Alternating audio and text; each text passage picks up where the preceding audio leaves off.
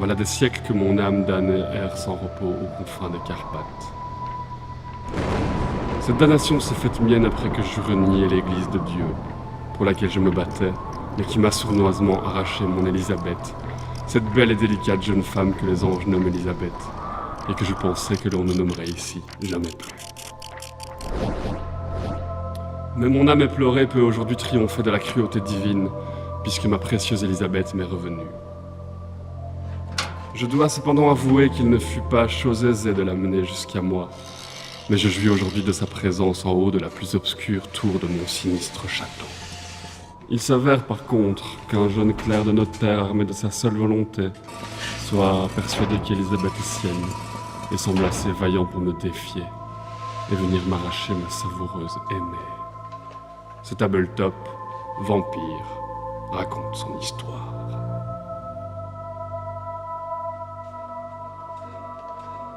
Ce boîtier tire son énergie vitale depuis 4 piles de type C.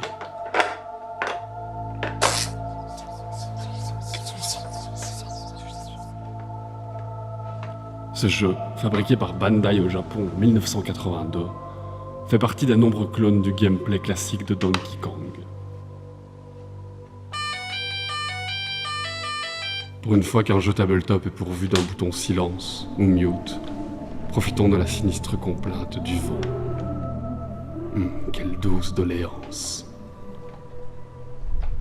Remettons le son. J'ai l'humour dans le sang, n'est-ce pas?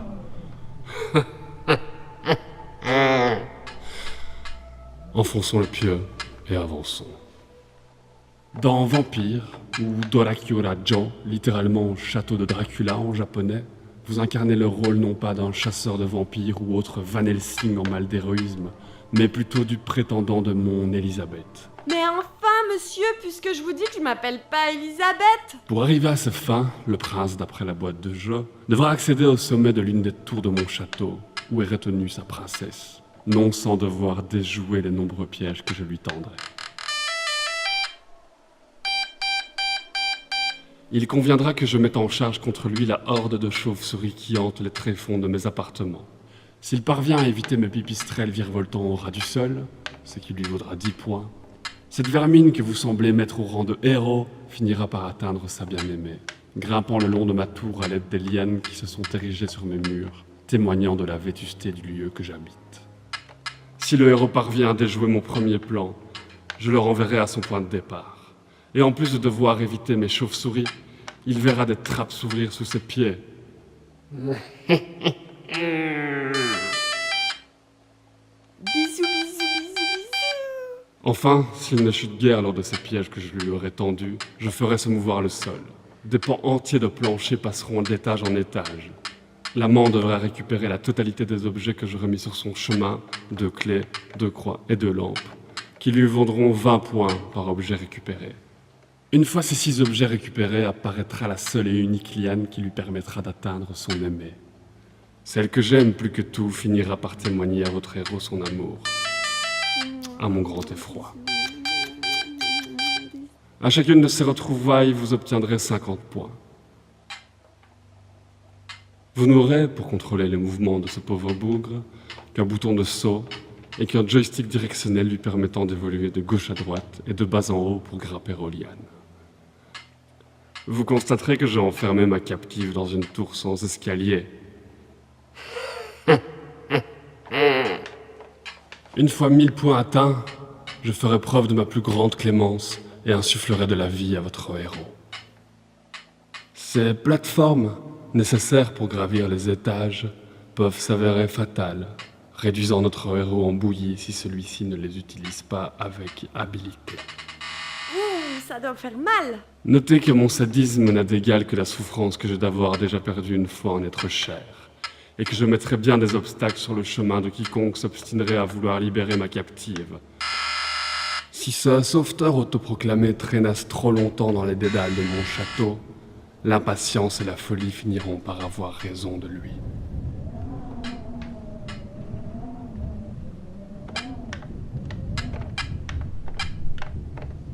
Arrivé à 2000 points, un calice sera offert, comme pour détourner le héros de sa quête originelle. Reflet putride des vanités humaines. Je profiterai d'ailleurs de sa distraction pour remettre le score à 0. Il est nécessaire, chers joueurs, que vous preniez conscience d'un fait. Mon désarroi est immense, mon désespoir ne sera jamais annihilé. Mon âme damnée ne trouvera consolation, si faible soit-elle, qu'en manipulant et en vidant petit à petit mes victimes de leur énergie vitale. Ainsi, sans relâche, je me jouerai de ce prince vaillant et le pousserai à l'éternel recommencement de son inexorable quête. Mais aussi, et surtout, j'arracherai peu à peu Elisabeth du royaume des vivants pour l'emmener à mes côtés et que nous profitions ensemble de cette éternelle damnation.